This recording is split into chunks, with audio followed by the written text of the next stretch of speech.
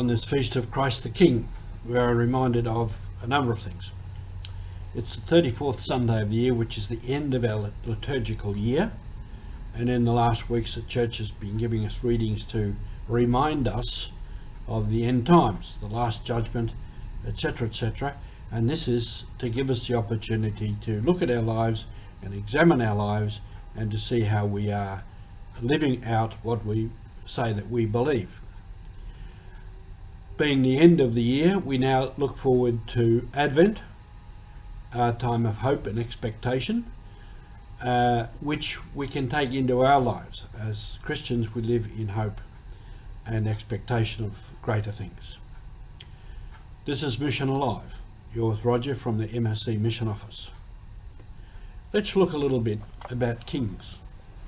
Kings today are probably not in great favour. In more and more nations around the world, there aren't kings.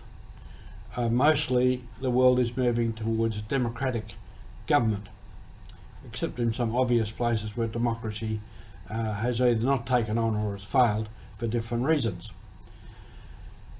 But kings, I remember some years ago, I was in Bangkok in Thailand for a conference. It's a catechetical conference. And there I met an Irish priest. And we got on very, very well. One Sunday, it was the feast of Christ the King, and he was asked to preach at the Mass. And he said afterwards, or maybe before, he said, as an Irishman, kings have not meant a great deal to us. Mostly in the Irish history, they've been oppressed by the British kings, and oppressed very badly. So to celebrate a feast of King, Christ the King, was not a feast that held great meaning. Until he said, I came here to Thailand and I saw how the king was revered by his people. That's the old king, certainly not the new king. The old king and his wife did much for the people and were greatly honoured and revered, and for good reason. And he said, now the feast of Christ the King takes on a different meaning. We could say the same for the Jewish people. That what kings did they know? The king in Rome, the Caesar, was a very oppressive king. Rome was a very harsh, oppressive regime. So, and also, Caesar in Rome was considered a god, so for the Jews a false god. And often their own kings in Israel were not very good people. They also were rich, greedy, corrupt and oppressive. And yet Jesus preached the kingdom. What we understand more and more now by the kingdom of God is more the reign of God, that where God's law and God's love are followed. That is the reign of God. And often some of the terminology in the New Testament we have from the Greek translation. And the Greek world was a different world to the Jewish world.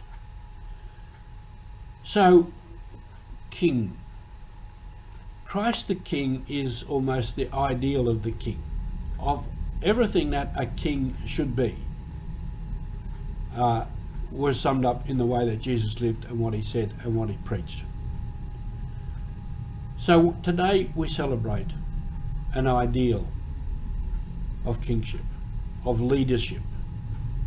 And we can go further than king and take in that concept of leadership, presidents, prime ministers, whatever the leadership of a country is, even leadership of companies.